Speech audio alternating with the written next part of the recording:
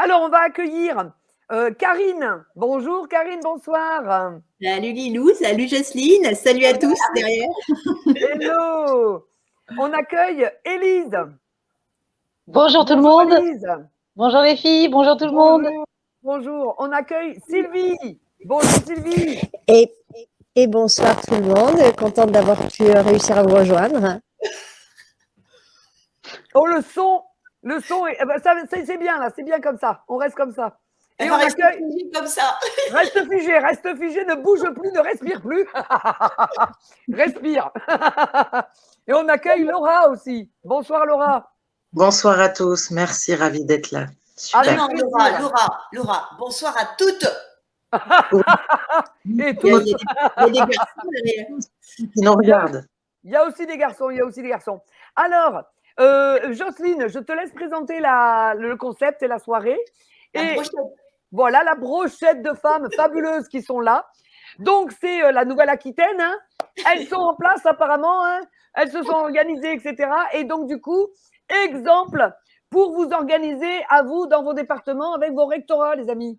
Voilà. Donc, vas-y, Jocelyne, je te laisse la parole. Donc, ces quatre dames sont des vraies femmes engagées, combattantes, citoyennes, mères ou pas mères, enfin toutes mères, je crois. Vous êtes toutes mères? Mais oui. Oui, c'est bien ça. Voilà. Et Comment t'écris mère Je plaisante. Donc, voilà, c'est une rencontre magnifique qui a été donc suscitée par notre petite sommation interpellative du Grand Est. Parce que à partir du moment où nous avons fait la capsule vidéo, donc c'était fin novembre, elle a connu un succès extraordinaire et il y a plein de collectifs de parents dans toute la France qui se sont regroupés et qui se sont dit c'est formidable de permettre aux parents, simplement en engageant un huissier, d'interpeller des hiérarques de l'éducation nationale. Et donc, dans 12 régions académiques de la France métropolitaine, il y a aujourd'hui 12 sommations interpellatives qui ont été délivrées par voie d'huissier à 12 recteurs et rectrices des régions académiques. Donc, je précise bien pour les gens qui nous écoutent, la région académique dans l'éducation nationale, c'est un niveau qui a été créé en 2016. Auparavant, il y avait 4 niveaux. Il y avait le ministre, ensuite il y avait les recteurs et rectrices des académies, ensuite, il y avait les DAZEN dans les départements et au-dessous, il y avait les chefs d'établissement. En 2016, parce qu'il y avait eu la réforme administrative qui créait des régions administratives qui regroupaient plusieurs départements et plusieurs précédentes régions, eh bien, l'éducation nationale a fait pareil et a créé des régions académiques qui correspondent aux régions administratives. Et donc, la région académique de Nouvelle-Aquitaine regroupe 3 anciennes académies, celle de Bordeaux, celle de Limoges et celle de Poitiers. Et elle regroupe 11 départements. Voilà. Donc, c'est au niveau de la région académique que Karine, Sylvie, Élise, Laura et bien d'autres se sont coordonnées, ont fait un travail formidable de recrutement chez les parents et parfois les personnels de l'éducation nationale, les grands-parents aussi, et sont arrivés donc à un chiffre que je ne dévoile pas encore parce que c'est Karine qui va le dire, sont arrivés donc en très peu de temps, 2 semaines ou 3 semaines, sont arrivés à mobiliser le plus de monde de toutes les régions académiques. C'est la Nouvelle-Aquitaine qui a eu le plus fort nombre de requérantes et requérants. Donc, c'est vraiment formidable. Et c'est pour ça que je voulais les inviter avec toi, Lilou, pour que génial exemple de cette mobilisation rapide, coordonnée et que, encore une fois, toutes les personnes qui nous écoutent comprennent qu'il faut riposter à ce matraquage de l'éducation nationale, à cette maltraitance institutionnalisée. On a les moyens de riposter et il faut se donner à fond pour faire tomber le colosse au pied d'argile. Voilà. Fabuleux. Alors, on commence par qui ? Alors, on commence par Karine, qui va justement expliquer tout le processus organisationnel de la sommation interpellative, comment elles ont fait en Nouvelle-Aquitaine, dans les 3 académies, dans les 11 départements, comment elles ont fait pour arriver à ce nombre impressionnant de requérantes et requérants pour la sommation. Fabuleux. Allez, on y va. Alors, Karine. Ouais, donc en fait, ouais, comment la magie a opéré, c'est vraiment la question. Et c'est vrai que quand la première question qu'on se pose quand la magie opère, c'est qu'est-ce qu'il y a derrière. Donc derrière, il y a tout un panel d'humains. Et je pense que, donc, pour donner le chiffre en fait de la Nouvelle-Aquitaine, on a été 863 requérants et plus 3 associations qui sont les associations ici. Il manque Enfance et Sourire. Donc il y a les parents du bassin, la Libérons nos enfants parents du bassin, Laura. Sylvie, Élise et moi-même, collectif Oxygène Aquitaine, qui est voilà, associatif aussi, et puis Enfance et Sourire qui se trouve à Bordeaux. Donc ça, ce sont les 3 associations, en plus des 863 requérants. Donc Jocelyne me dit, mais j'aimerais que tu expliques la magie, le stratège qui a fait qu'on en arrive là. Donc c'est vrai que je me suis posé la question pendant une soirée à me dire, mais quelle était la magie? Il n'y en a pas vraiment, si ce n'est que effectivement, il y a quelque chose qui nous anime profondément. Qu'est-ce qui fait qu'on a été faire ces sommations? Donc effectivement, c'est parti du Grand Est avec Jocelyne et sa vidéo, mais aussi parce qu'on était des mamans et il y a plein de parents qui vont se sentir concernés là-dedans, qui se sont trouvés vraiment dans une situation particulièrement difficile avec nos enfants. Donc au-delà du fait qu'on leur fait vivre un truc absolument pas terrible, voire abject depuis 1 an et demi, on a tout eu pratiquement des soucis avec notre amie, la rectrice de Bordeaux, Bizani Fort, donc de son nom. Donc moi, perso, voilà, c'est venu, si je dois faire un petit storytelling, c'est venu effectivement, c'est d'ailleurs une date anniversaire, le compte à rendre que j'ai avec cette rectrice et qui a animé aussi toute cette coordination, c'est qu'il y a exactement 1 an, le 7 janvier, donc j'ai un avis comme quoi ma fille ne devait plus aller à l'école avec son certificat médical qui n'était plus valable. Et puis le 14, elle a été virée de l'école. Et de là, j'ai fait un mot sur Facebook en disant que pour moi, il était abject de choisir la délation. Et puis j'ai demandé aux enseignants aussi de ne plus baisser le pantalon. Et de là, j'ai eu une plainte pour diffamation et je me suis retrouvée donc en gendarmerie avec un interrogatoire de 3 heures, ma fille dans la voiture, menace de perdre la garde. Donc, c'est ce qui a révélé en moi finalement la lionne et la louve là et qui me fait que ça animait tout ça. Donc ça a été le point de départ. Et donc, je me dis, c'est une date anniversaire puisque c'était le 25 janvier que j'étais à la gendarmerie. Et je pense que les filles vous raconteront aussi leur truc, mais Sylvie vit un peu la même chose à l'heure actuelle. Donc voilà, donc fin janvier, du coup, j'ai rencontré moi le collectif Oxygène Aquitaine. Et de là, tout a démarré pratiquement. Et donc, qu'est-ce qui fait que j'ai eu ce besoin finalement de faire de la communication et la cohésion, que j'ai pris ça en main là par rapport à la sommation, c'est qu'effectivement, moi, je suis habituée à la com puisque j'ai fait 25 ans d'événementiel en préparatrice physique, en Zumba, en art-thérapie. Et donc, j'ai l'habitude de rassembler et de fédérer. Donc, c'est parti de là. Et il y a vraiment besoin d'une structure, mine de rien, même si je pense que j'ai envie de répondre que la magie vient du fait qu'il y a eu convergence des planètes et que l'univers aussi a conspiré en notre faveur. Je pense qu'aussi, il y a des petites techniques de com qui peuvent aider. Donc c'est vrai qu'on sait qu'une communication efficace, en fait, il faut aller chercher les gens là où ils sont. Donc, c'est se mettre à leur portée. C'est donc répéter, c'est pour qu'ils intègrent, en fait. Donc, c'est important de noter peut-être ces stratégies de com parce que c'est la seule moyen que tout le monde ait les messages. Donc, se mettre à leur portée, c'est-à-dire aller les chercher alors sur Facebook, sur les réseaux, par mail, par SMS et éventuellement en audio. Répéter, donc c'est ce que voilà, et par vidéo. Et donc, une fois qu'on a ça, qu'on a réussi aussi à aller chercher les gens, c'est important d'avoir des phrases un peu choc. Donc, comme par exemple, libérez votre enfant, c'est ici maintenant. Donc là, c'est vrai que la sommation, elle est tombée pile poil pendant les fêtes. C'était vraiment pas un moment idéal.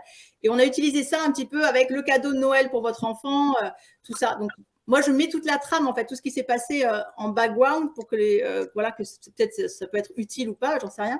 Mais c'est vrai que c'était à cette période de Noël, donc on a utilisé ça comme com. Et puis, il y a le fait aussi que, l'adage qui dit que tout seul, on va plus vite peut-être, mais ensemble, on va bien plus loin. Donc là, on a été vraiment dans une cohésion. Et comme le soulevait Sylvie tout à l'heure, c'est vrai que ça fait déjà 1 an qu'on se mobilise pour pas mal d'actions. Donc, ça a aidé aussi à la synergie du tout.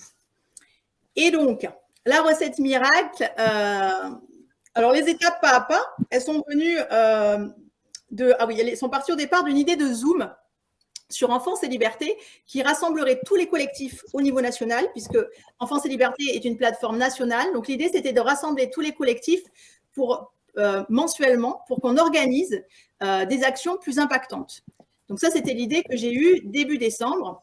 Et de là, Fanny m'a dit d'Enfance et Liberté, super. Et Pierre d'Enfance et Liberté m'ont dit la même chose. Et paf, est arrivée Jocelyne avec le 11 décembre, l'idée de la sommation. Et là, je me dis, bah, c'est génial, c'est super, c'est le moment de faire une vraie cohésion nationale, effectivement, et rassembler tout le monde sur cette super action. L'action était déjà ficelée par avance. Et donc, le 11 décembre, il y a eu le Zoom de Jocelyne, qui a été la belle occasion. Et ensuite, la stratège, ça a été d'aller à la pêche aux infos au niveau national au départ. Donc, moi, je servais la Nouvelle-Aquitaine, mais en même temps, de ma position de maman louve, puisque je suis admin chez les mamans louves, ça me permettait aussi de donner les infos pour l'Occitanie, pour le PACA, et de relayer surtout. Donc, l'idée, ça a été de chercher les infos sur toutes les régions. Donc, Aquitaine, Occitanie, PACA, Aura, Île-de-France, Nord-Ouest et Nord-Est, aller chercher tous les référents de collectifs. Donc, j'ai pu remonter, moi, pour la Nouvelle-Aquitaine. Ça a été assez facile, justement, C'est bon, le son, j'entends un truc. Alors, attends. Non, attends, je vais couper un micro. Vas-y. Okay. Donc oui, donc du coup, l'idée, ça a été celle-là, c'était d'aller chercher des infos au maximum pour savoir quels étaient les référents de chaque collectif pour qu'on se rassemble et qu'on coordonne, comme avait fait Jocelyne dans le Nord-Est, dans le Grand Est. Et donc de là, on a cherché par Enfance et Liberté à avoir les infos. Elles venaient pas. Et puis, moi, je me suis dit, il faut que je trouve de notre manière. Et comme je ne sais pas si vous êtes au courant de comment se sont structurées les mamans louves. Donc, ça s'est structuré de manière régionale, comme je viens d'indiquer là, Nouvelle-Aquitaine, Occitanie, PACA, Île-de-France, tout ça. Et ensuite, dans chaque région, il y a des référentes régions et des référentes départements. Et donc, à partir de là, j'ai été contacter finalement les référents de département en leur disant, est-ce que tu sais quel est le collectif de tel et tel département? Et donc, elles m'ont fait monter les infos. Et un petit peu, quoi. J'en ai pas beaucoup. Et donc, j'ai contacté... et de là, c'est là où Jocelyne m'a appelé. On s'est appelé quand elle sortait. Oui, j'essaie de contacter Jocelyne quand elle était en garde à vue. En fait, c'était donc mauvais moment pour lui dire, écoute, j'ai rien qui remonte. Elle répondait pas non plus, et pour cause. Et donc, le 18, elle m'a contacté en disant, c'est moi qui reprends toutes les sommations. Et est-ce que tu as des infos? Est-ce qu'on peut faire converger nos infos? Et là, il y avait un peu urgence parce que j'avais pas eu grand-chose finalement, ni par Enfance et Liberté. Et puis, j'avais surtout la Nouvelle-Aquitaine, moi, au niveau un peu d'Occitanie. Le PACA avait déjà ficelé son truc. Et c'est comme ça qu'on est parti, qu'on a ficelé le truc. Et là est venue l'idée aussi de faire des cartes.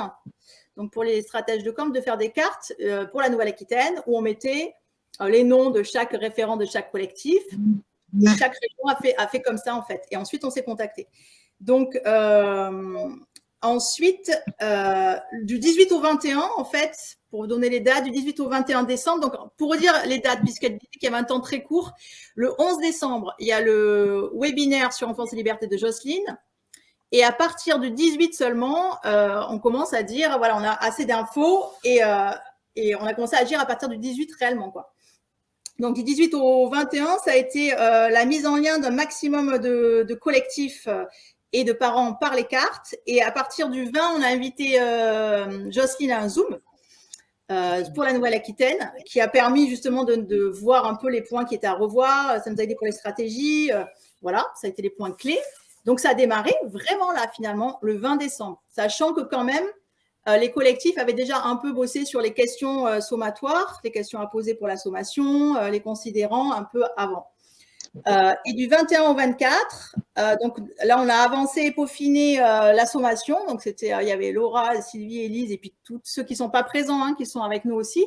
Et donc, pour Limoges, la Haute-Vienne, puisqu'en fait, on était sur l'Aquitaine, il y avait donc nous, Bordeaux, mais il y avait aussi Haute-Vienne et Vienne, donc avec Barbara et Amélie qui représentent les deux régions.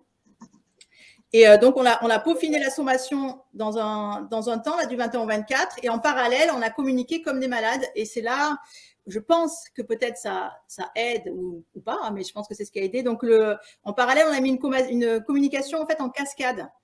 Donc, il y avait, par exemple, Sylvie et Élise communiquaient par mail aux adhérents et aux adhérents de notre collectif, donc qui a 250 amis à peu près.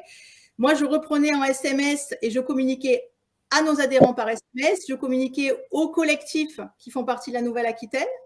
Donc 11 départements, 11 référents de collectifs. Enfin, il manquait quand même le 16 qu'on a eu sur le tard, la zone de la Charente. Et ensuite, je communiquais aussi à tout mon réseau de résistants, entre guillemets, c'est-à-dire tous les autres fils Telegram, moi, que j'avais de RSA, de Réinfo Covid, tous ceux qui pouvaient s'unir à la cause. Ensuite, quoi le stratège, ça a été, oui, la communication tous les 3 jours, on l'a fait. Alors, il faut se rappeler que ce temps-là, c'était vraiment pré-fête, quoi. On a fait ça du 21 au 24, donc juste avant les fêtes de Noël. Et malgré tout, on s'est dit ça va être quand même un flop et difficile de communiquer à cette période-là. Et les gens ont été quand même réceptifs, mais je pense que ça vient de cette com tous les 3 jours et d'opérer aussi par mail, par SMS et tout ce qu'on pouvait sur les réseaux. Et on avait fait aussi la cagnotte, on l'a créée là en même temps qu'on avançait les sommations du 21 au 24. Et la 9e étape, c'était du 25 au 29, où là, beaucoup s'en rappellent. Tableau, on a vérifié les tableaux, donc c'était pour vérifier tous les requérants, parce qu'il nous manquait soit les dates de naissance n'étaient pas complètes, soit il manquait des téléphones. Donc ça, c'était du 25 au 29. Et le 27, il y avait le Zoom d'Enfance et Liberté, où on faisait le point national. Donc ça, c'est vraiment, voilà, les étapes de la com. Ça répond un peu, Jocelyne, à ce que tu voulais que j'évoque. Est-ce que tu peux préciser donc ce que je ne savais pas, ça veut dire que tous les 3 jours, tu relançais tous tes contacts? Oui. Bon, après, c'est une organisation. Moi, je l'ai fait là sur ce temps-là, du 21, parce qu'il y avait une deadline et une urgence, que ce n'était pas une super période. Mais ça, je le faisais déjà, moi, j'ai appris à le faire dans mon entreprise, ce que je disais tout à l'heure, que j'ai fait longtemps d'événementiel et qu'on nous a appris maintenant à communiquer comme ça, parce qu'il y a une période, effectivement, où on n'avait pas autant de moyens de communication, mais tu avais toujours plein de gens.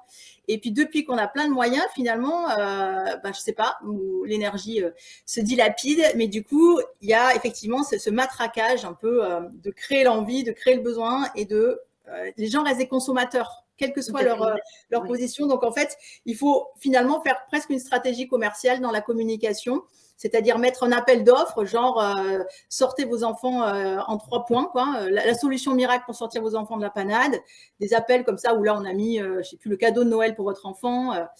Voilà, donc des appels. Et puis ensuite, effectivement, communiquer par mail, par SMS, par réseau, vidéo si on peut. Mais on n'a pas fait de vidéo. Et donc, effectivement, Sylvie et Élise le mettaient par mail. Souvent, moi, je le réduisais, là, je le résumais pour pouvoir l'envoyer par SMS et je l'envoyais ensuite SMS, réseau, sur les fils, voilà. Et j'ai fait, on l'avait annoncé comme ça, j'ai fait tous les 3 jours. Genre, je ne sais plus, c'était lundi, mercredi, vendredi, je crois bien. Eh ben, tu vois, c'est vraiment ça qui est important que tu expliques, parce que en fait, il faut utiliser les mêmes armes que nos ennemis. Le matraquage et la propagande télévisuelle depuis le printemps 2020, c'est ça qui a sidéré des millions de gens. Et donc, il faut utiliser la même stratégie commerciale, comme tu dis, pour pouvoir donner aux résistantes et aux résistants cette envie de se mobiliser et de voir que ça marche, quoi. Ouais. Sachant qu'ils ont les médias en plus de nous comme réseau. Oui. Et c'est là qu'intervient d'ailleurs la position des mamans louves. Moi, je suis là-dedans par rapport à ça. C'est-à-dire qu'en fait, on a été pendant 1 an et demi plein de mamans, de papas sur le terrain, au travers des collectifs, au travers des groupes pour défendre nos enfants. C'était des super actions superbement menées, mais comme il n'y avait aucun relais médiatique, c'est comme si on n'avait jamais existé. Et c'est de là que de lassitude, les mamans louves sont nées finalement pour créer notre propre médiatisation, parce qu'on avait fait appel à des médias qui étaient plus ou moins corrompus, plus ou moins, pas aidants. Et les mamans louves sont nées pour ça, finalement, c'était créer notre médiatisation et faire la lumière sur toutes les actions qui sont menées par les collectifs et les assos qui défendent la position des enfants.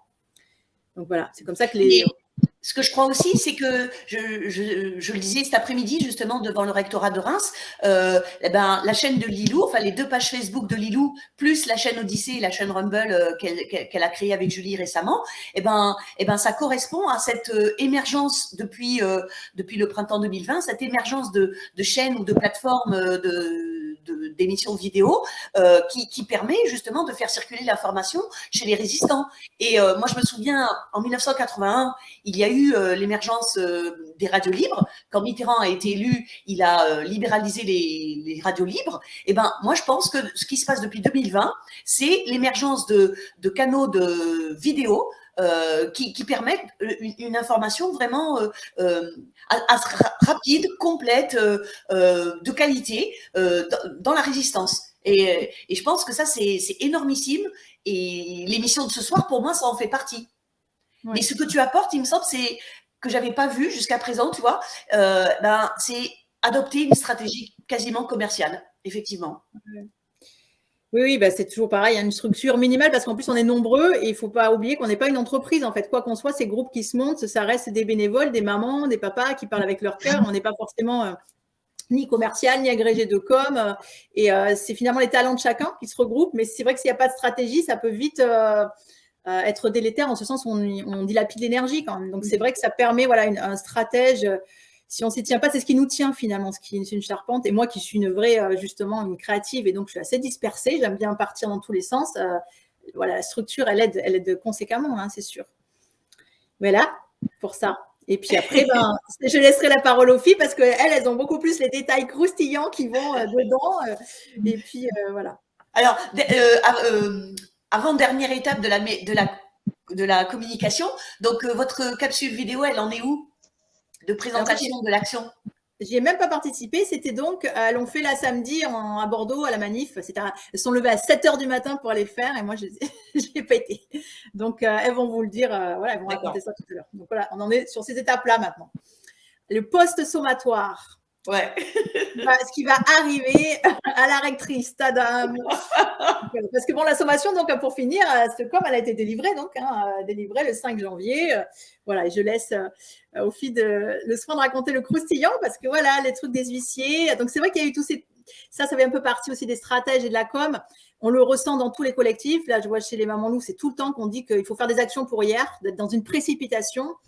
Moi, je ne cesse de répéter que la précipitation à l'erreur nous expose et que la hâte est aussi une manifestation de la peur. Donc, il faut faire attention dans la riposte à toujours être au centre et être en acteur et pas en réacteur, en réaction. Parce qu'on le fait de temps en temps, mais tout le temps, ça fait qu'on est la souris, quoi, et qu'on leur laisse la place du chat, quoi. Et c'est pourquoi j'ai perdu mon fil. Mais donc, ouais, l'idée, c'est ça, c'est effectivement de considérer tous les aspects. Et donc, tu nous avais dit au départ, peut-être faire attention pour les huissiers, de ne pas prendre juste à côté du recteur, parce que des fois, ils copinent, machin. Et là, dans cette précipitation, mais qui est juste, hein, parce que voilà, ça s'est fait comme ça. Donc, on a pris l'huissière, le premier huissier a pu être disponible, et c'est Élise qui est partie dans le bottin, un peu en catastrophe, en chercher une autre, qui avait l'air bien sous tout rapport, hein. Et puis bon, voilà, il y a eu des petits, des petits désagréments. Elle va vous le dire, voilà, je leur laisse la parole. Et bien, Élise, justement, est-ce que tu peux raconter le petit accrochage avec l'huissière de justice ?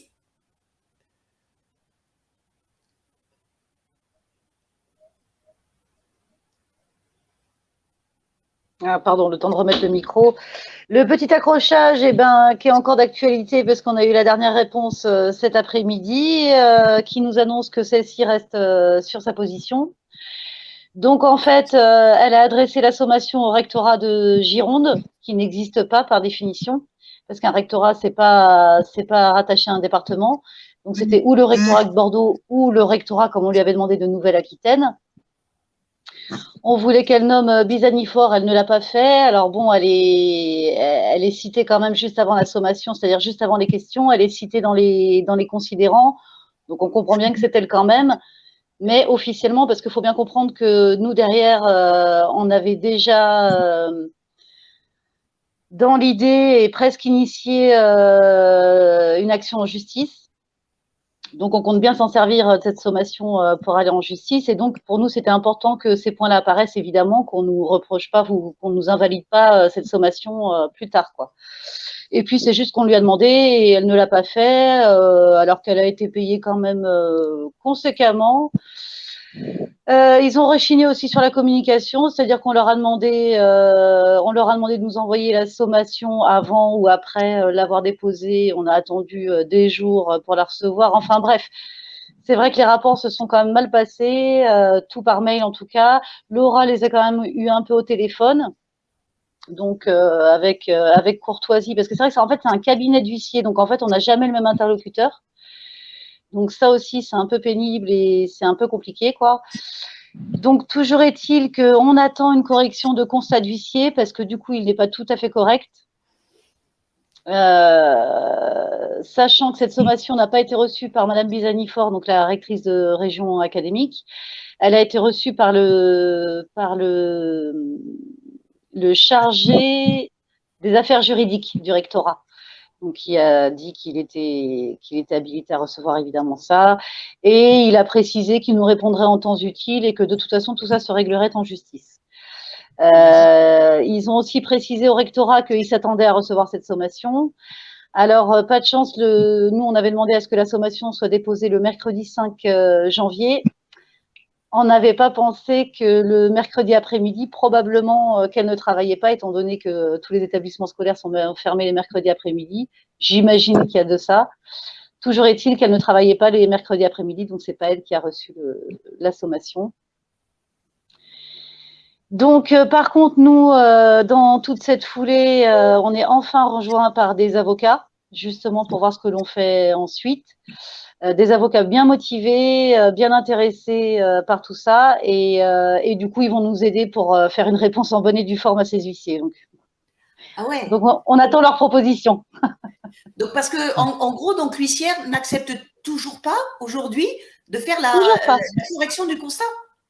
Toujours pas. C'est-à-dire que la semaine dernière, elle nous écrivait que de toute façon, on avait manqué de clarté, donc c'était toute notre faute et qu'elle, elle resterait là. Ou alors, il fallait qu'on lui repaye une sommation.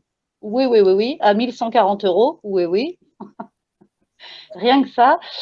Et donc, on a refusé en reprenant tous les échanges qu'on avait eus par mail notamment. Bon, par téléphone, c'était pas plus compliqué, mais voilà. Et qui reprend bien quand même à quel point on a été clair. Le titre de notre sommation, c'est-à-dire les documents qu'on lui a envoyés, parce qu'on a tout préparé, portait bien sommation adressée à Madame Bizani-Fort, rectrice de région académique Nouvelle-Aquitaine et rectrice du rectorat de Bordeaux. Donc tout y était. Mais alors, donc là, ça faisait depuis la semaine dernière qu'on attendait une réponse. Je ne sais plus, le dernier mail devait dater de mercredi ou jeudi dernier. On n'avait toujours pas de réponse alors qu'on leur demandait une réponse rapide à ce qu'on leur proposait, à savoir reprendre c'est-à-dire que on a eu plusieurs conseils d'avocats notamment, et donc on nous conseillait de laisser tomber, de refaire faire une sommation, de lâcher ce morceau-là, d'accepter par contre que le constat soit refait, c'est la proposition qu'ils nous faisaient. Par contre, nous, on demandait à ce que dans cette correction de constat apparaisse bien le nom de Madame Bizani-Fort et de son poste. Et à ça, donc, on s'est vu répondre aujourd'hui que non, qu'elle maintenait sa position et que comme on n'avait pas été assez clair, c'est comme ça. Et que, comme elle nous a dit, elle nous propose de... Ah, je sais plus, elle a utilisé un terme que j'ai pas bien compris, que je compte bien lui demander éclaircissement, mais attache à un de ses confrères, un truc comme ça. Oh là là. C'est du langage d'huissier, je sais pas ce que ça veut dire, mais... Donc voilà. Alors ça, tu vois, ça me fait penser à un contentieux que j'ai eu avec une huissière de Reims à qui j'avais demandé de venir m'accompagner au rectorat pour consulter mon dossier administratif. Et j'avais eu précédemment affaire à son collègue qui avait été très très bien, très correct, qui m'avait expliqué que lorsqu'il faisait un constat, il était très très important qu'il note tout ce qui était les paroles des gens avec qui j'étais, les gestes, les silences, les refus de répondre, etc. Et donc je comptais qu'elle ferait la même chose. Et en fait, pas du tout. Elle a pris ça avec désinvolture. Et du coup, quand il s'est agi de la payer, j'ai refusé. Je lui ai dit, votre constat est incomplet. Je vous avais adressé des documents dont vous n'aviez pas tenu compte. Je vous ai adressé mes notes personnelles, manuscrites. Et donc, j'ai refusé de la payer. Et j'ai fait une erreur parce que j'aurais dû elle me réclamait 500 € et je lui disais, vu que j'ai fait une partie du travail, je vous paierai 350. Et j'ai fait une erreur. J'aurais dû lui payer les 350. Et je pense que si je l'avais payée, elle n'aurait rien fait après. Mais comme je ne lui ai rien payé du tout, elle m'a mise au tribunal d'instance. Et donc, finalement, la juge a été contre moi. J'ai été jusqu'en appel, mais en appel aussi, ça a été contre moi. Et ce que je veux dire par là, c'est qu'il vaut mieux, comme toujours, il vaut mieux attaquer. C'est-à-dire, la meilleure défense, c'est l'attaque. Donc, à partir du moment où là, je ne sais pas ce que vous ont conseillé les avocats que tu as vus, mais à partir du moment où elle a mal fait son travail, il vaut mieux commencer à l'attaquer elle, surtout qu'elle, elle a déjà été payée. Il vaut mieux commencer à l'attaquer plutôt que… Enfin, voilà, c'est juste la remarque qui me vient à l'esprit. Ouais, mais je pense aussi qu'on a tellement à faire, tu sais, il y a cette sommation, il y a cette action en justice, il y a toutes les autres actions qu'on voulait faire, il y a les flyages aux écoles, je crois qu'on va avoir autre chose à faire que de s'en rajouter avec ça. Bon, par contre, on lui a quand même dit ce qu'on en pensait. De toute façon, elle a été payée. Par contre, voilà, on attend encore une fois la réponse conseillée par les avocats. Et puis, on leur enverra une dernière… on verra bien. On verra bien la suite, comment ça se passe. Mais le problème, c'est que c'est vrai qu'on attend ce constat définitif pour pouvoir le communiquer, en fait, à tous les requérants, notamment, puis aussi à toute la communication qui va s'en suivre, puisque c'était aussi avant tout cette sommation, c'est une force de frappe de communication. Donc, c'est vrai qu'on l'attend quand même. Ça fait depuis le 5 janvier et c'est long, quoi. Ça se fait vraiment désirer, quoi. Ouais, ok. Merci Élise.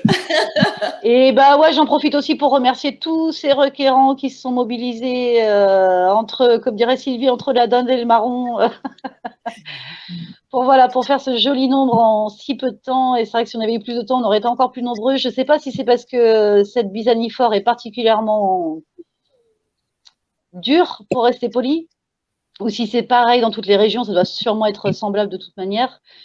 Mais oui, aussi on avait aussi communiqué, certains d'entre nous avaient aussi communiqué sur Facebook. Donc je pense que ça a dû aider aussi.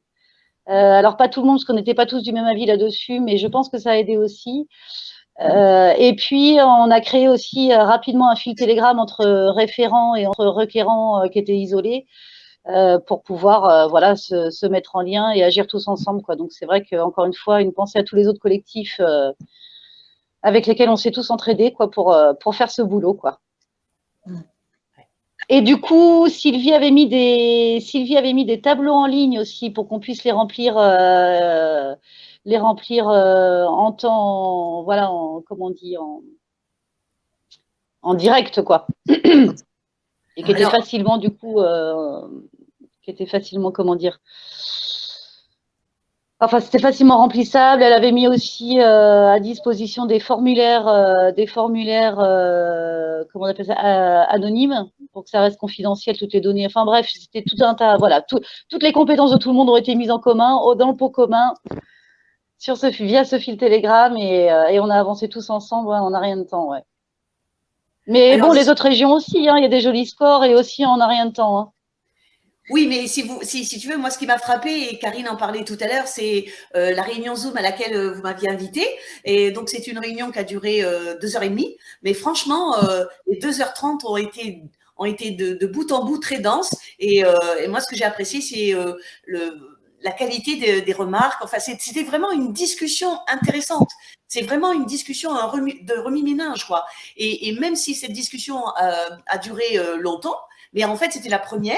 Et après, je pense que plus on réfléchit et plus on approfondit pour créer une action, eh bien après, ça va plus vite. Voilà, parce que dans cette réunion, tous les aspects ont été abordés et il n'y a rien qui est resté en jachère, quoi. Donc vraiment, c'est pour ça que c'est vrai qu'au début, comme tu dis, au début, on a fait plusieurs réunions. Il y a eu vraiment beaucoup d'interrogations sur comment on s'y prend, comment tout ça. Effectivement, il y a une équipe d'Enfance et Soirée 33 qui s'est penchée sur les questions de la sommation. Laura aussi qui a beaucoup travaillé sur les considérants. Et c'est vrai que, ouais, comme tu dis, il y a eu beaucoup de remue-ménage avant et puis après, c'était parti, quoi. Même si le remue-ménage, c'est sans arrêt quand même, hein. Oui, mais tu as raison.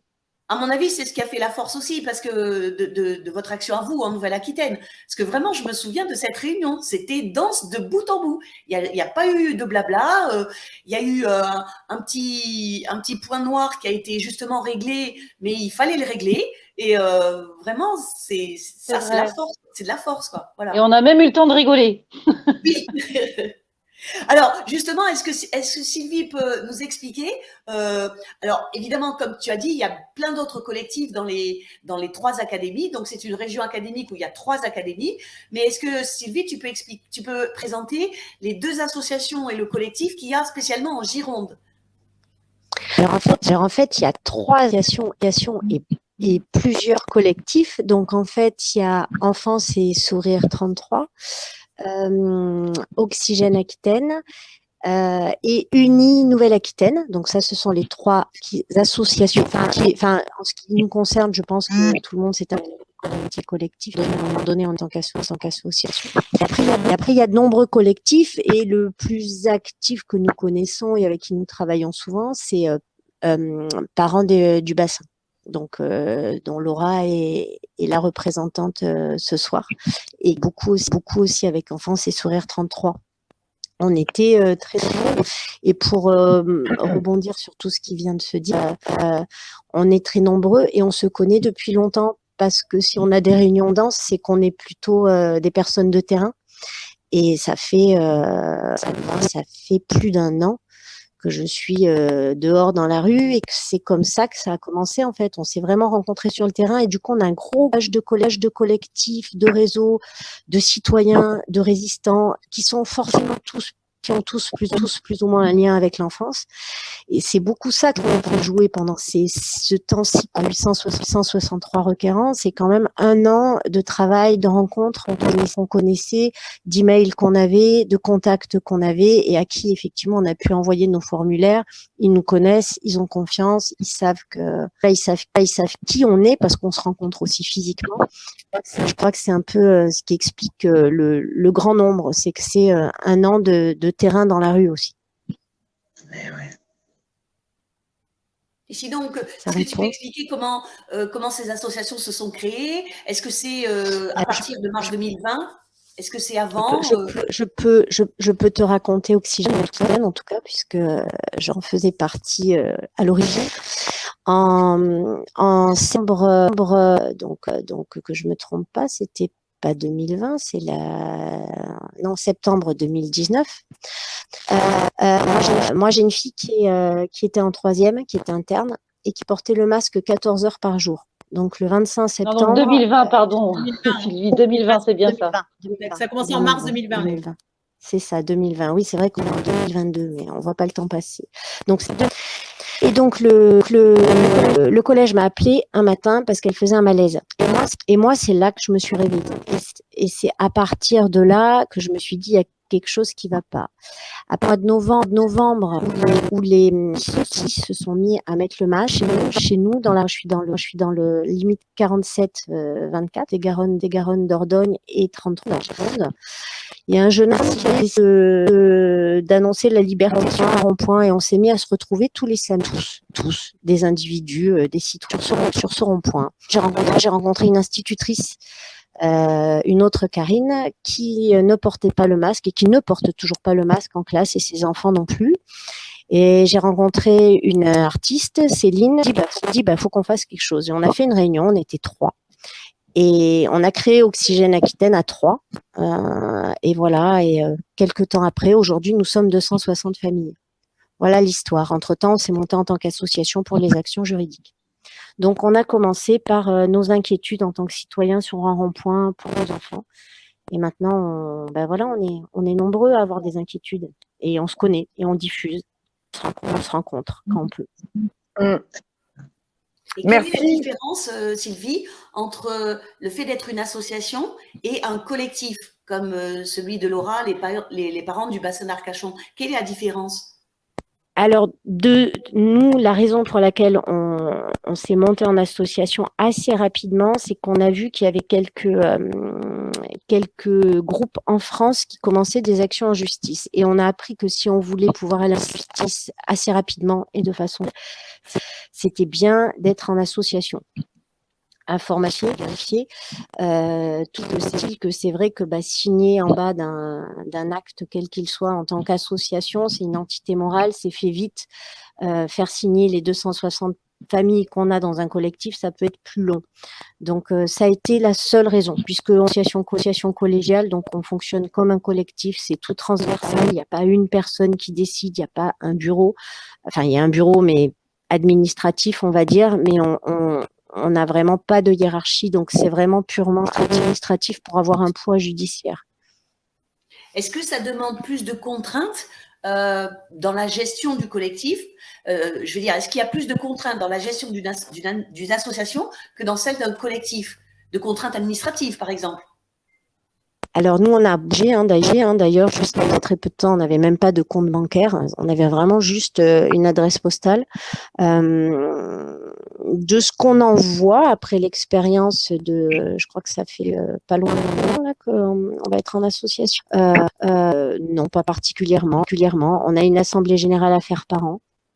C'est tout. Mais sinon, au niveau papier, non, il n'y a rien de particulier. Une fois que les statuts sont posés, le mieux, c'est de les déposer de façon correcte dès le début. Nous, on a dû s'y reprendre à quelques fois parce qu'on a changé des choses. Mais voilà, non, il n'y a rien de particulier. S'il y a un engagement, on a quand même été 4 couples à mettre notre signature. Donc, ça veut dire quand même un engagement de quelques personnes qui acceptent de mettre leur nom en avant, entre guillemets, s'il y a quoi que ce soit comme souci. Mais sinon, voilà. Donc, pour nous, ça n'a pas changé au niveau notre fonctionnement n'a pas changé en réalité. Et les 260 membres de ton association, est-ce qu'il et elle doivent signer quelque chose pour dire j'appartiens à telle association? Non, c'est pas du tout obligatoire en fait. Les adhésions, ça peut être complètement libre. Il n'y a même pas de tarif d'adhésion en fait. Donc c'est vraiment des gens qui disent que nous rencontrons et à qui on dit si vous voulez avoir des informations, si vous voulez faire partie de l'association, on prend vos coordonnées, on vous inscrit. C'est tout. Il n'y a pas besoin de carte. Il y a besoin de rien. Tout dépend des statuts qu'on a fixés. Nous, on a fixé des statuts très libres à ce sujet.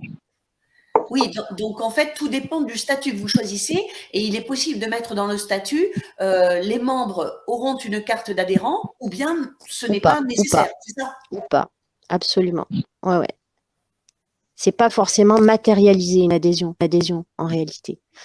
Donc du coup, effectivement, ça peut être complètement libre s'il n'y a rien de spécifié et nous, c'est ce qu'on a choisi. Nous a permis beaucoup de recruter du monde, notamment dans les équipes qui flyaient. On allait beaucoup, enfin, on va beaucoup. On a de sommation ou de ZAC aux sorties des écoles, collèges, pour faire de l'information, donc sur les masques, sur les vaccins, discuter avec les gens. On a fait une opération de mesure de CO2. Et c'est aussi une façon aussi de sensibiliser qui viennent nous parler. Et là, ça permet aussi de prendre des adhésions rapidement parce qu'il n'y a pas d'échange d'argent, il y a une carte à fournir, on prend les coordonnées et on peut directement les inscrire en fait. Donc ça a beaucoup facilité pour grossir. Est-ce que depuis la période de communication dont parlait Karine, à partir du 18, on va dire du 18 décembre, est-ce que tu as constaté une augmentation des adhésions à l'association ou à d'autres? Oui, beaucoup, puisque Karine a fait un très gros travail communication transversale aussi au niveau des autres départements. Nous, on était beaucoup sur le 24, 47, 33, mais elle a diffusé en masse avec sa casquette de Maman Louve. Du coup, ça a habité aussi à ce moment-là. On était déjà 100, on va dire, mais oui, il y a beaucoup de monde qui se sont inscrits en plus à ce moment-là. Et par rapport donc aux deux autres académies, puisque donc vous êtes dans la région académique de Nouvelle-Aquitaine et dans l'académie de Bordeaux, donc il y a deux autres académies, Limoges et Poitiers. Est-ce que cette action-là vous a permis de nouer des relations plus étroites avec les autres associations des deux autres académies, ou est-ce que c'était déjà le cas avant? C'était pas le cas avant et ça a permis ça effectivement, d'autant plus qu'on s'est passé. Moi, il se trouve qu'à La Rochelle, donc ça m'a permis de rencontrer les collectifs qui étaient là-bas et du coup, on a décidé de mettre en place cette sommation C'était au tout début et c'est là où je les ai rencontrés. Donc, du coup, on peut se voir aussi. Et moi, je crois vraiment au rapport humain. Je suis informaticienne et donc je suis virtuelle et j'aime bien les rapports humains et je pense que ça fait la différence pour ça. Le fait de s'être croisés, de s'être rencontrés, ça aide beaucoup. Ça facilite, ça met en confiance. On sait qui on a en face et oui. Effectivement, donc pas tout le monde, on n'a pas pu rencontrer les gens de tous les départements, mais je sais que pareil, dans les Landes, j'ai souvent un des gros collectifs là-bas, des parents et de grands-parents des Landes, Mélanie, et je sais que moi je vais sur les Landes, donc j'espère la rencontrer prochainement, et ça aide beaucoup pour les actions à venir. Et est-ce que tu peux nous parler, puisqu'on va pouvoir passer une petite vidéo que m'a envoyée Laura, est-ce que tu peux nous parler de cette action qui consiste à orner des arbres pour en faire des arbres de la liberté? Alors, je suis ravie d'en parler, mais Laura en parlera beaucoup mieux. Mais moi, je vais vous le dire parce que je rêvais de participer à ça. Je voyais beaucoup passer des images de Laura à ce sujet-là.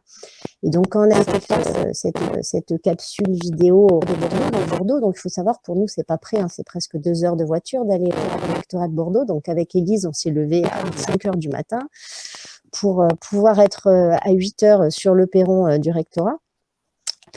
Était prévu de faire un arbre de la liberté. Alors, donc faire ça, puisqu'on n'avait jamais participé à ça. Le collectif de Laura et d'autres parents sont arrivés avec plein de lanières près de nous, avec des mots magnifiques, liberté, amour, fraternité, justice, plein de jolies phrases. Et après, l'idée, c'est de trouver un arbre et d'accrocher ces espèces de drapeaux. En fait, ça ressemble, j'ai trouvé que c'était une ambiance très tibétaine dans un arbre. Donc, on avait pensé à un arbre devant le rectorat, mais ils étaient un peu trop hauts, malgré le fait que Laura, très bien organisée, avait il y avait même deux escabeaux. On a choisi un arbre devant le palais de justice, c'est très bien aussi. Et ce qui est génial, c'est que, je sais plus combien on était, peut-être 8 ou 10. Donc, il y a les escabeaux, il y a ceux qui sont en haut de l'escabeau, ceux qui donnent les lanières qui sont en bas, la musique, ceux qui parlent avec les passants qui viennent s'arrêter et qui viennent s'informer. C'est un très, très beau moment, très gai et quand on s'en va, c'est génial. Il y a des petits drapeaux qui flottent devant le palais de justice avec plein de mots très jolis et qui sont bons à cette période difficile. Et c'est quoi la matière justement de ces petits drapeaux? Du tissu. Donc je pense que c'est des draps découpés. Avec des écritures dans toutes sortes de couleurs, au marqueur. Ouais.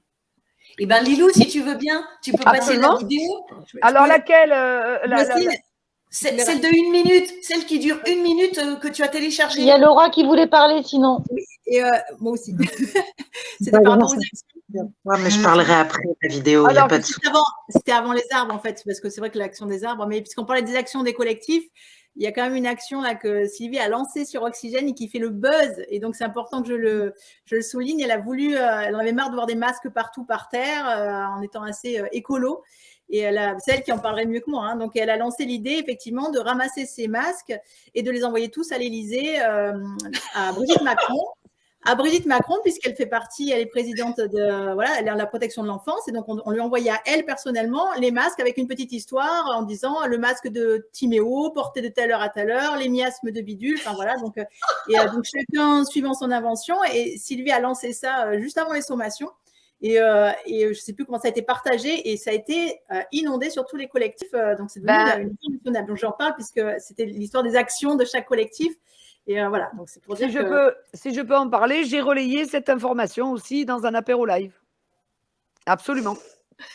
Super. Parce que j'ai trouvé que c'était une super idée. Évidemment. Alors, on y va pour l'arbre de la liberté, les amis.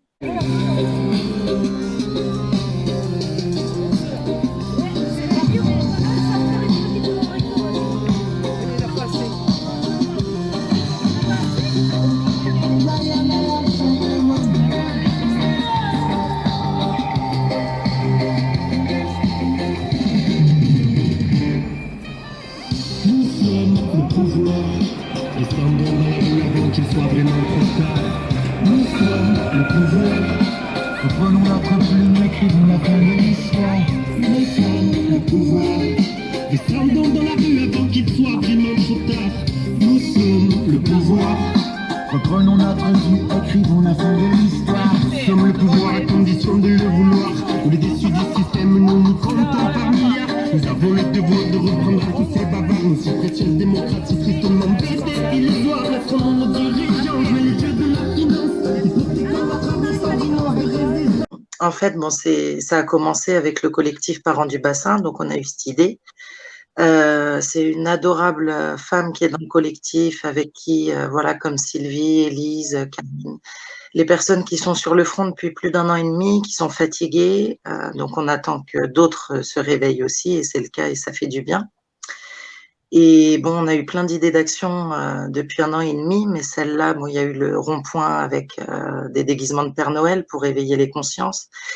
Mais c'est vrai que l'Arbre des Libertés, l'idée, c'est que tout le monde le reprenne, que ça devienne mondial, que ça se propage partout.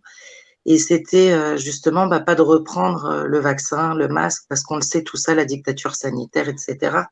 L'idée, c'était de semer nos graines encore, d'éveiller des consciences. Et on s'est dit qu'en mettant des mots comme la liberté, l'amour, l'humanité, la vérité, surtout, on insiste beaucoup sur la vérité, que ça allait germer, et on a vu que c'était des traditions pareilles, parce que vous disiez tout à l'heure, donc tibétaines, c'est en Inde aussi, je crois, où ils estiment que, enfin, ils croient en ça, c'est que la parole qui sera mise, enfin, les mots qui seront mis, en fait, sur ces rubans, donc on essaye de faire des bandelettes assez larges, de plus en plus larges, parce que c'est trop fin, on s'en rend compte au fil du temps,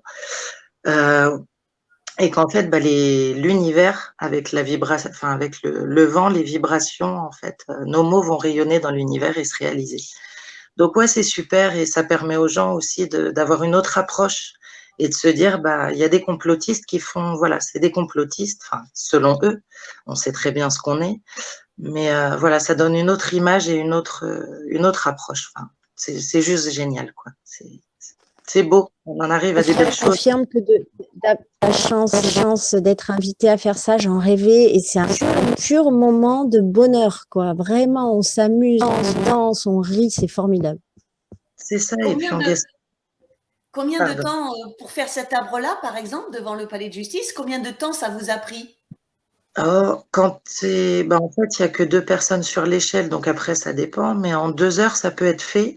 Ce qui est le plus long, c'est le travail de préparation, couper les rubans, écrire dessus, après mettre de la laine dessus assez large et des agrafes pour que ça tienne le ruban.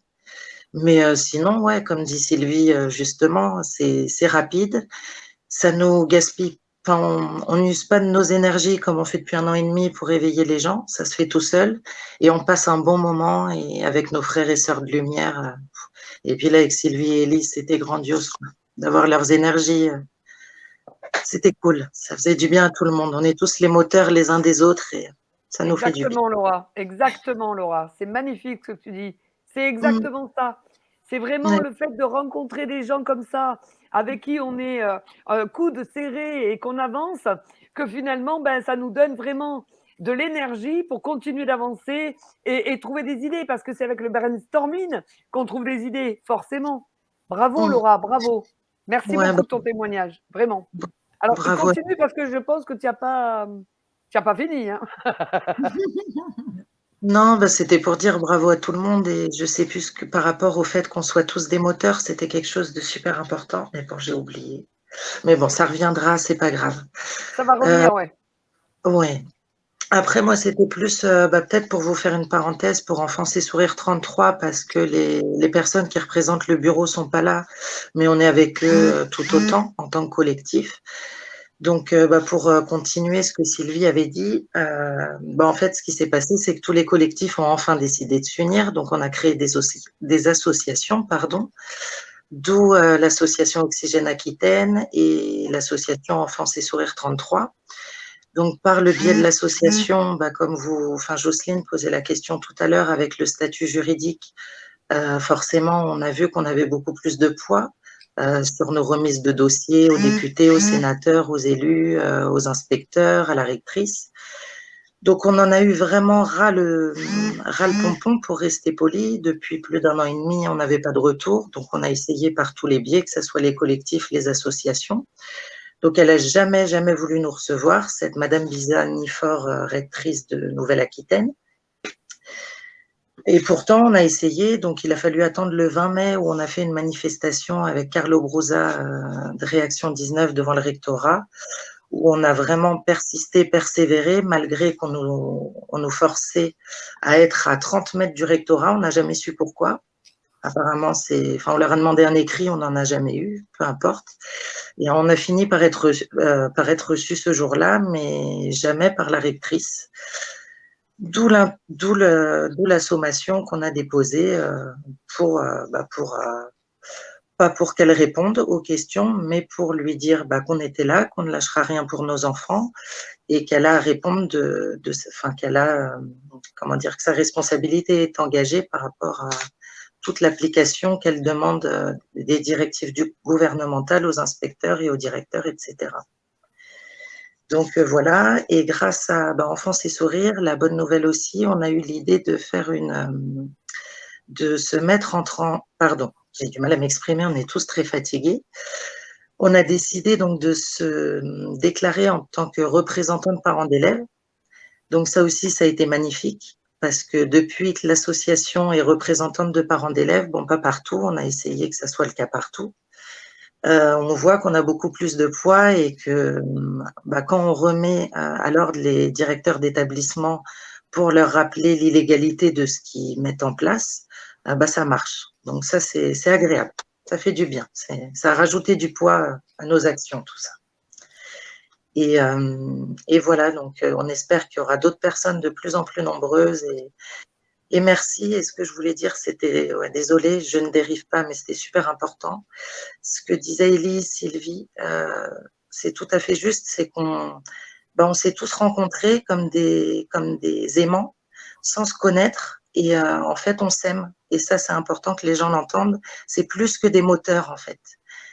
On s'est retrouvés entre frères et sœurs d'âme, et on ne sait pas comment l'expliquer, mais sans connaître nos vies personnelles, d'avoir cette pugnacité pour nos enfants, d'avoir cette détermination et de rien lâcher pour nos libertés, on s'aime, et cette famille, elle est juste grandiose, quoi. Voilà. Là, je crois que Lilou, elle est aux anges, là, quand elle entend mais grave. Ah, mais grave. Mais évidemment, j'allais dire les amours d'ailleurs. Hein. Mais oui, c'est merveilleux d'entendre ça, parce que effectivement, c'est l'amour qui fait le liant pour justement. C'est le pouvoir de l'amour qui guérit. C'est le pouvoir de l'amour qui réunit, qui rassemble, et qui fait que justement, on peut trouver avec le brainstorming, etc., et nos diverses idées, qui fait que du coup, on peut se battre par rapport à tout ça, quoi, et se positionner surtout. Vraiment, bravo Laura, bravo de le signaler, parce que c'est exactement ça, le liant qui est derrière tout ça. L'amour, c'est l'amour. Merci. Alors, Laura, je voudrais là, Lilou, elle va passer la petite vidéo dont vous ne connaissez pas l'héroïne, mais vous allez la connaître. Et donc, est-ce que tu pourrais après faire un rapide rappel, puisque tu m'avais demandé conseil pour les considérants. Donc, c'est là que j'ai vu tout ce que vous aviez déjà fait pour interpeller cette rectrice.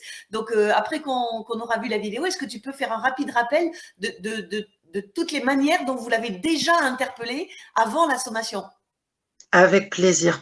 Alors, c'est une rentrée préparée particulièrement avec de la vigilance et puis des numéros de téléphone contact dans chaque rectorat et dans chaque département pour répondre à des questions. Et puis des informations qui ont été données encore une fois aux parents, avec donc le fait que chaque élève, à l'heure où je vous parle, va pouvoir faire sa rentrée. Je rappelle aussi qu'il y a 200 000 étudiants dans la région qui sont déjà en cours. Est-ce qu'il y aura des choses qui vont changer dans les établissements lundi? Alors, une vigilance sur les mesures d'hygiène régulières, particulières. Nous avons d'ailleurs travaillé avec les collectivités pour nous assurer que le savon était bien présent et nous serons vigilants là-dessus.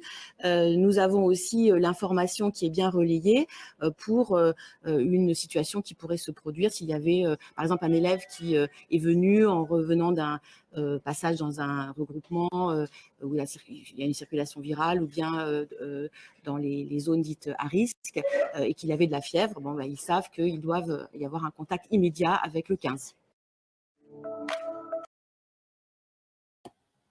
2021, pas 2020. Non? Effectivement, ça fait bizarre de l'apercevoir. Oui, n'est-ce pas? Et j'ai trouvé ce matin, je crois, tout à fait par hasard par YouTube, quand j'ai cherché des vidéos d'elle. Et ce qui m'a plu, c'est qu'elle dit au début, oui, on va répondre aux questions. On va répondre aux questions. Bah, allez-y, Madame Bizanifort, répondez aux questions. Et pour entendre ça, là, il y a des journalistes, là. Là, voilà, ça. Ah oui. Pour entendre qu'elle va être vigilante sur le savon, alors ça, là, il y a du monde. Hein. Les micros se bousculaient. Et donc, voilà ce qui l'intéressait en mars 2020, puisqu'on était à la réouverture. Je crois que Blanquer avait déjà fermé quelques écoles. Et puis après, il y avait une réouverture, je ne sais pas quoi. Donc, dès qu'un enfant revient d'un regroupement où il y a la circulation du virus et qu'il a un peu de fièvre, alors tout de suite le 15. Non, mais, et comme tu disais, Sylvie, si ta fille fait un malaise avec la muselière sur la figure, alors là, on appelle qui? Ben voilà. Personne. Exactement. C'était pour vous montrer cet individu. Et donc, Laura, c'est bien parce que c'est ce que je me disais justement, Jocelyne, je me dis c'est parce que quand même on la voit en vidéo, on n'a jamais réussi à avoir accès à son bureau depuis le temps qu'on réclame des entrevues, mais on la verra peut-être au tribunal en vrai. Voilà, et en exactement. Vidéo. Ce qui s'est passé, Lilo, Jocelyne, tout le monde, c'est qu'on a commencé donc par envoyer des mails à Madame Bizanifort par rapport à ce qu'on constatait dans les écoles, par rapport au port du masque tout d'abord. Donc c'était déjà les punitions, les blâmes, enfin par rapport à tout ce qui se passait. Les dermites, donc il y a l'association Oxygène Aquitaine qui était super, qui a fait une étude d'impact, donc on a transmis à Bizanifort en suivant. Comme on s'est unis tous, on a relancé, donc chacun de notre côté, des demandes de mail pour lui dire qu'on voulait la voir lors d'un rendez-vous. Donc elle n'a jamais répondu aux mails. L'association Oxygène Aquitaine a envoyé aussi une demande de recherche en responsabilité contre elle.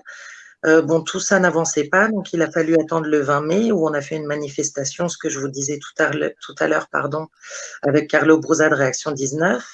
Ce jour-là, on a été reçus par c'est sous fifre, la personne qui s'occupe du service juridique, je crois le secrétaire général. Non, la directrice de cabinet, sa directrice de cabinet et le secrétaire général de l'académie. Super. Ah, ça, c'est pas des sous-fifres alors, hein. Ça, c'est pas des sous-fifres, hein, Laura. Ça, c'est ses bras droits, hein. D'accord, bon, c'est bras droits. Ah oui. Non, mais les bras droits de qui, en fait? De Carlo Brusa ou Non, de la rectrice. Bon, merci. Alors, merci, parce que là, du coup, on est perdu. Hein, on est perdu. Donc, OK, comme ça, au moins, tout le monde est au clair. Très bien. En fait, c'était une journée, pour préciser, c'était une journée manifestation qu'avait organisée Enfance SOS 33 et peut-être bien aussi le collectif des parents du bassin Libérons nos enfants. Et en fait, ce jour-là, il y avait une manif devant le palais de justice, une manif devant le rectorat ensuite, et en dernier, manif devant la préfecture. Et les Enfants SOS 33 et les parents du bassin ont invité Carlo Brusa à se joindre à cette journée manifestation, en fait. Et il est venu. Donc, il était avec nous tous. Nous aussi, on a réseauté. Donc, en gros, sur 3 départements, on a réussi à rejoindre mais alors, ça a été des efforts incommensurables pour réussir à réunir 100 personnes devant le palais de justice, le rectorat. Et ben, c'était une victoire, vous imaginez même pas à l'époque. 100 personnes. Ah, mais c'est clair. On avait connu 15, et donc, on a fait bien du bruit, on n'a rien lâché. Et effectivement, on a réussi à rentrer enfin dans ce bureau. Bon, il n'y avait pas Madame Bizanifort, mais ils ont accepté de nous recevoir quand même à 3 ou 4. Voilà. Oui, donc, on a choisi 4. Et je pense en effet, Élise, que c'était une victoire d'être reçue par la directrice de cabinet et le secrétaire général de l'académie. Parce que ça, vraiment, au-dessous des recteurs et rectrices, c'est les bras droits, quoi. Bras droit et bras gauche. Hein. C'est ça. Et alors, ils nous donnaient une demi-heure, on est resté 1 heure. On les a pas lâchés, on a sorti tout ce qu'on pouvait sortir. On est parti de là, on leur a laissé aussi tous les documents qu'on avait avec nous, donc l'étude de toxicité sur le CO2, la plainte de réaction 19 aussi, je ne sais plus quel était l'objet de la plainte.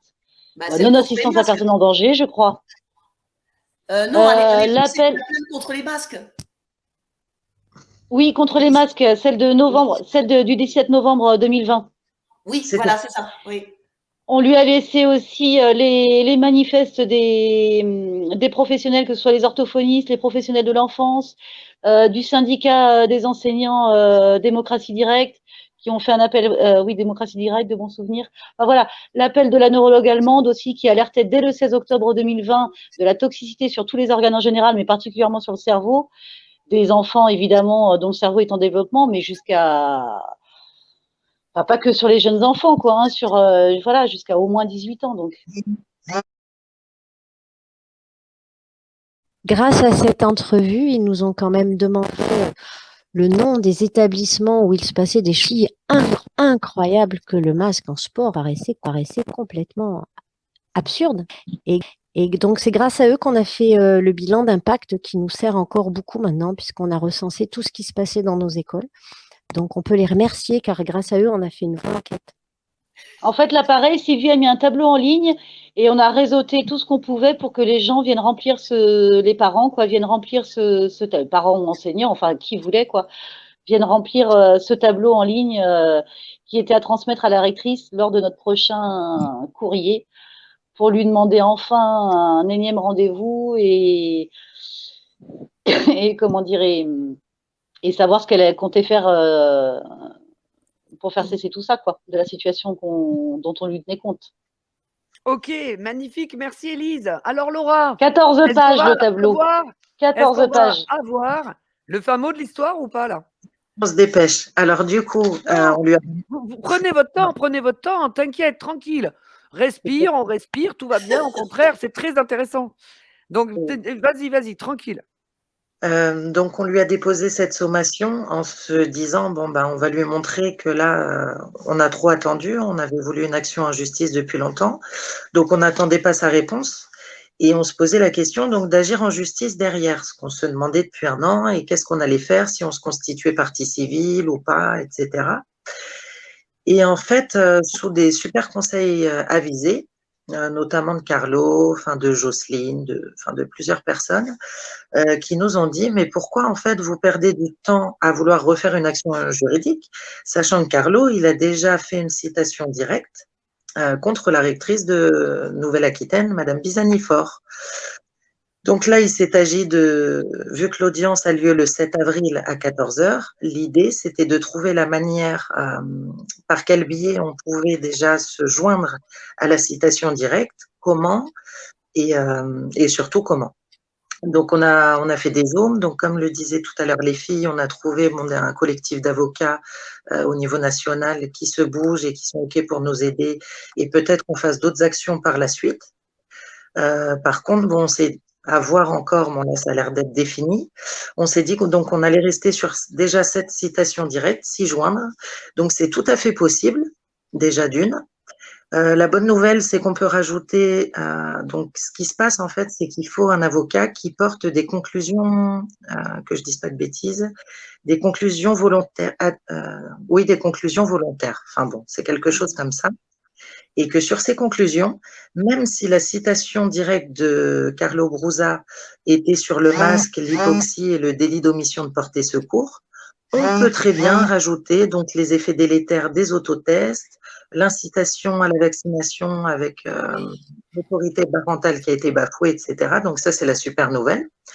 Et je vais éviter de trop en dire aussi, parce que si c'est médiatisé, diffusé, voilà, il faut encore un effet de surprise, même si elle saura les choses, évidemment.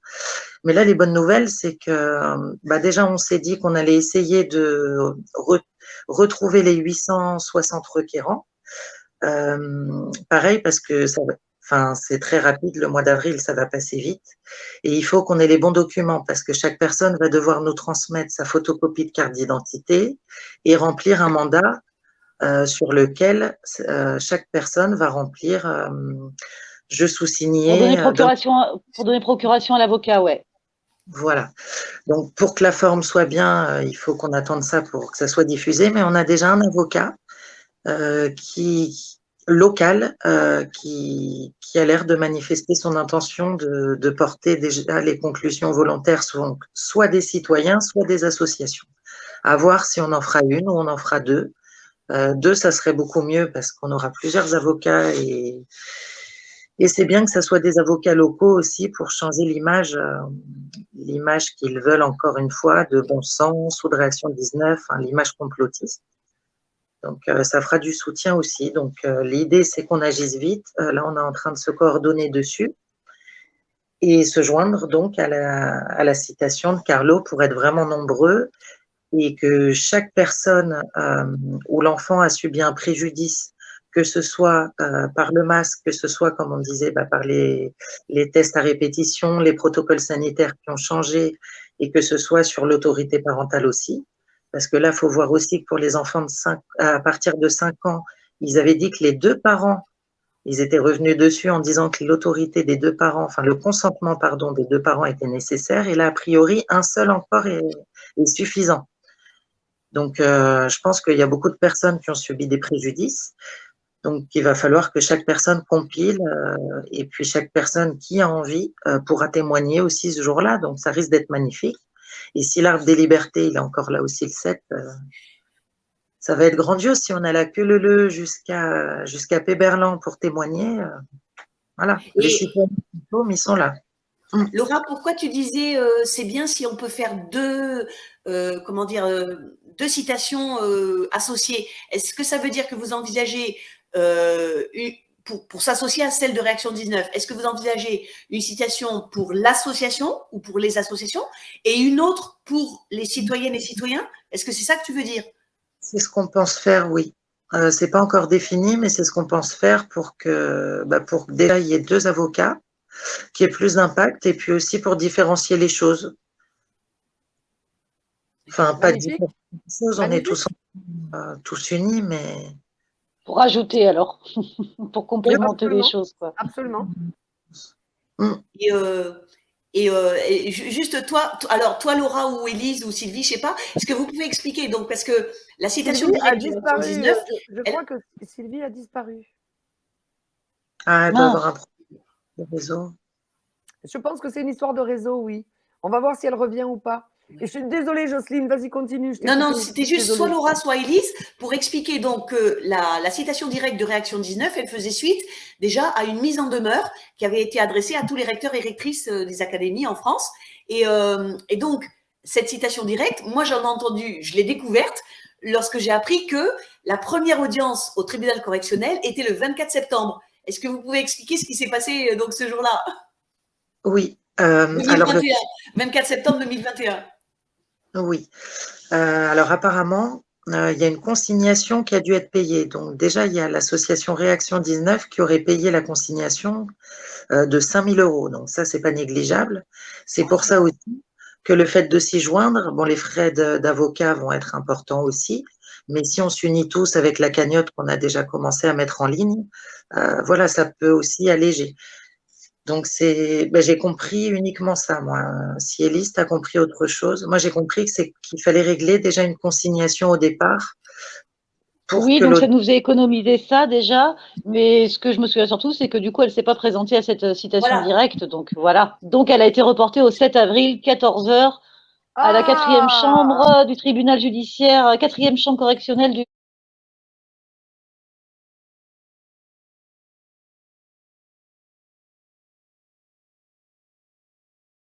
Comme on médiatise la sommation, c'est que là, déjà en tant que représentant de parents d'élèves, bon, pour moi, j'ai commencé à le faire, mais tout le monde va le faire. Bon, on attend ce fameux constat, mais c'est d'informer les directeurs et les enseignants.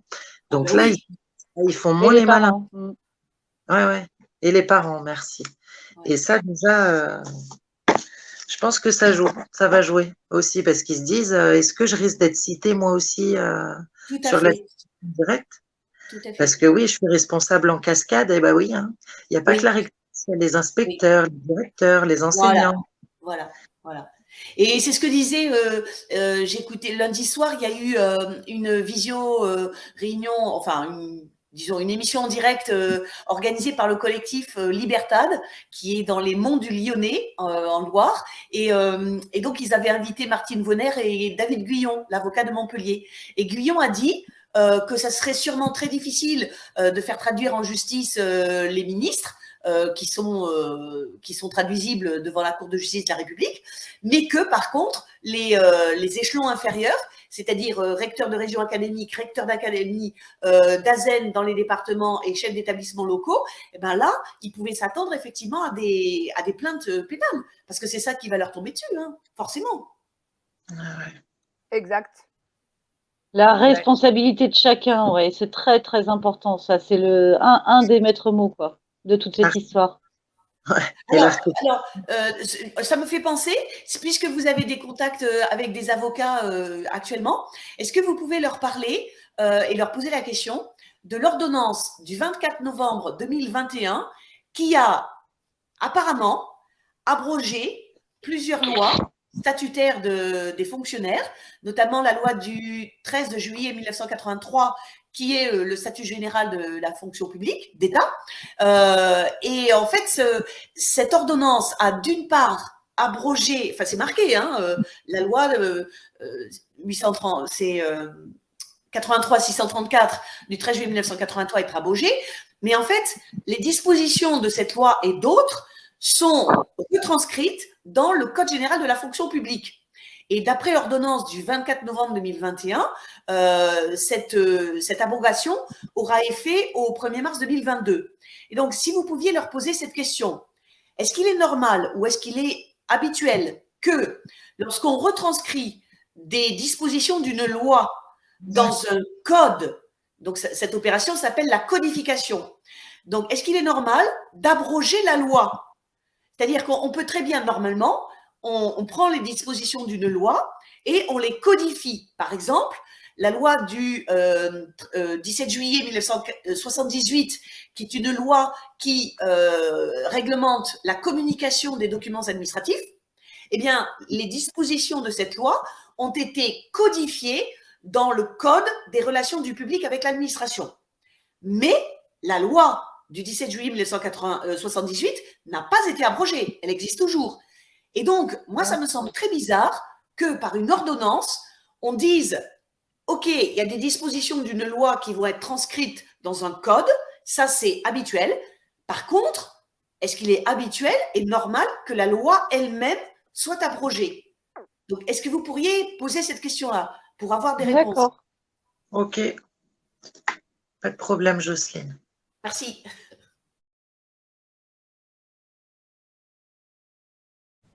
Je vous dis, c'était une belle surprise qu'on ait réussi à réunir tout ce monde et que ça a été vraiment une concrétisation de ces 1 an de rencontres.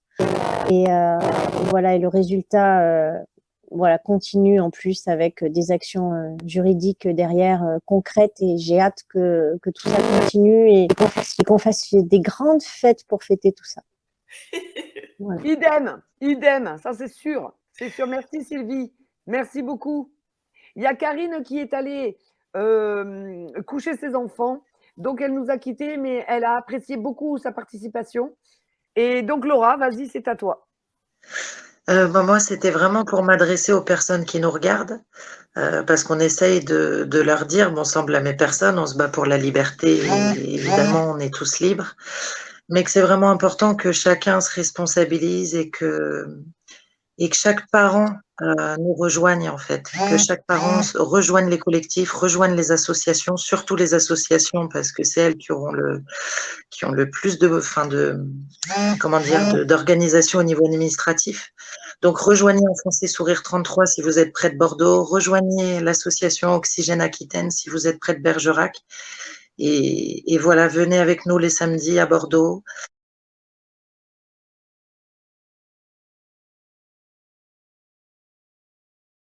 Là, cet après-midi, je regardais ce tableau des requérants un peu parce que, bon, bref, et donc de ces 863 requérants, et donc énormément de parents, évidemment, beaucoup de grands-parents aussi, des beaux-parents, et aussi des professionnels de l'éducation nationale, pas mal, enfin pas si peu que ça. Ils sont là sur la liste, et des professionnels de l'enfance tout court ou de la de la médecine, enfin. Ah, bref, et voilà, j'avais envie de dire à tout le monde, même tous ceux qui nous regardent, parents, pas parents, parce qu'on est tous concernés par ça. De toute façon, tous les adultes doivent se sentir concernés par les enfants déjà. Et voilà, je voulais juste dire qu'on est tous ensemble. Je voulais dire aussi aux enfants, si jamais un jour ils ont l'occasion de tomber sur cette vidéo, qu'on les lâche pas, qu'il y a du monde avec eux et qu'on les laissera jamais tomber. Et qu'on est là. Merci, magnifique. Merci, Élise. Un bonheur, un bonheur. Merci, Élise. Faut pas croire qu'il y a personne. Faut pas croire qu'il y a personne. Ils ont juste mis toute l'énergie qu'ils avaient et toute l'ingénierie qu'ils avaient pour nous séparer, nous diviser, empêcher qu'on se trouve. Mais c'est plus fort que nous, on se trouve.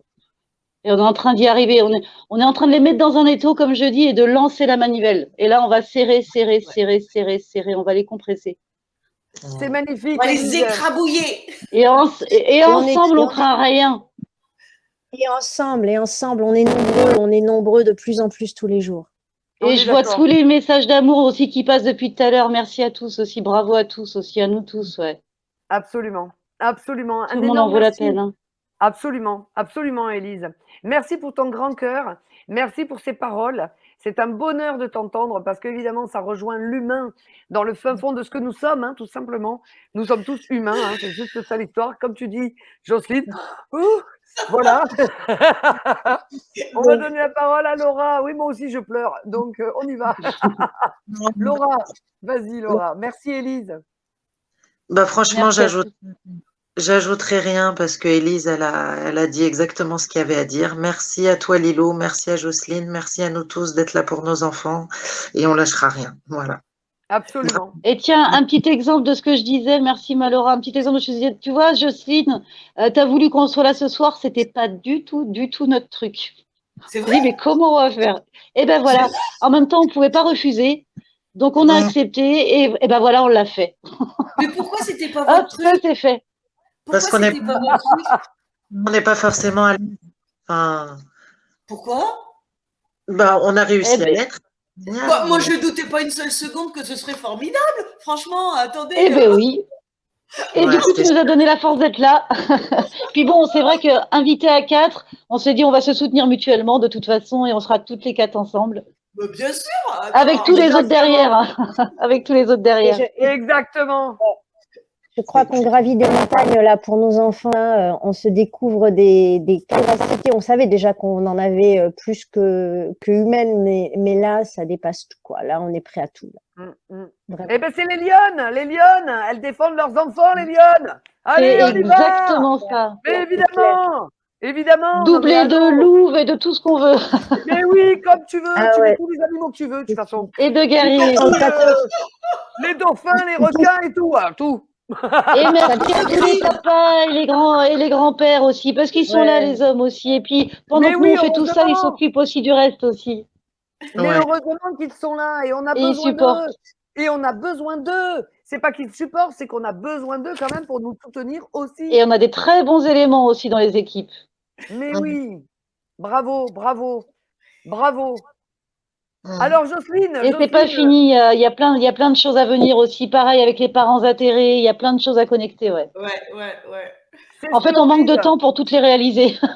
Et de volontaires. Donc, c'est vrai qu'il faut pas hésiter à se porter volontaire hein, pour les collectifs. Vous n'êtes pas tout seul. Il faut que les gens entendent ça. C'est que souvent, ils croient qu'ils sont tout seuls, mais vous n'êtes pas tout seul. On est plein. Il faut juste se connecter. Après, ça prend, ça marche. Il faut se réunir. C'est ça, on est très nombreux à être tout seuls. Exactement. Oui, Laura, vas-y, Laura. Oui, c'était pour dire aussi, c'est important pour dire à tout le monde de faire des arbres, évidemment, de la liberté, que tout le monde peut le faire, et de faire des cafés liberté aussi, un peu partout. Voilà, dès qu'on est tout ce qui n'est pas interdit, que les gens l'oublient pas, tout ce qui n'est pas interdit est autorisé. Et que ça aussi, au niveau des gardiens de la paix, j'y crois encore, mais bon, au niveau des forces de l'ordre, quand on arrive à leur prouver qu'en fait, on est dans notre droit, et qu'on fait une action dans notre droit, c'est magnifique. Et sur l'Attest, on fait avec le collectif, par exemple, un café liberté tous les samedis. Et ça, c'est pareil, c'est génial parce qu'on ne perd pas d'énergie. On informe, on met des dossiers, les gens se servent. Ceux qui veulent, ils viennent, ils prennent un café, une viennoiserie. Mais nous, c'est un moment de partage et dans notre droit, parce qu'on est discriminé quand on n'est pas vacciné. Donc, c'est un moment de partage, pas une manifestation aussi. Et voilà, j'invite tout le monde à ça. Continue les ronds-points gilets jaunes, c'est autre chose. Voilà. Laura, Tout est bon. redis le lieu où vous faites ce café liberté. On n'a pas bien entendu. C'est à l'Attest des Bûches, à côté d'Arcachon. C'est juste sur le marché de l'Attest, entre l'église et le marché. Voilà. Magnifique. Un énorme merci. On compte sur vous pour nous donner la suite.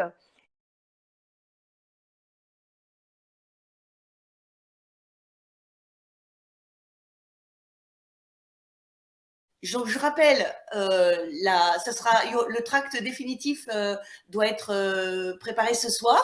Mais donc, mardi 25 janvier, appel national à boycotter tous les établissements scolaires, maternels, écoles primaires, collèges, lycées. Et pour les universités, les étudiantes et étudiants majeurs, n'allez pas dans les établissements scolaires, regroupez-vous devant les lieux symboliques de l'éducation nationale. Et nous, à Reims, on sera donc au rectorat, devant le rectorat de 15h à 16h30.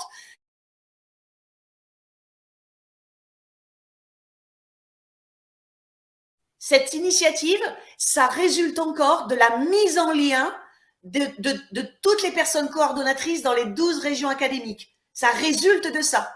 Donc, c'est plus on est de fous, j'allais dire, mais plus on est d'éveillés et plus on a d'idées géniales. Exactement, c'est le brainstorming.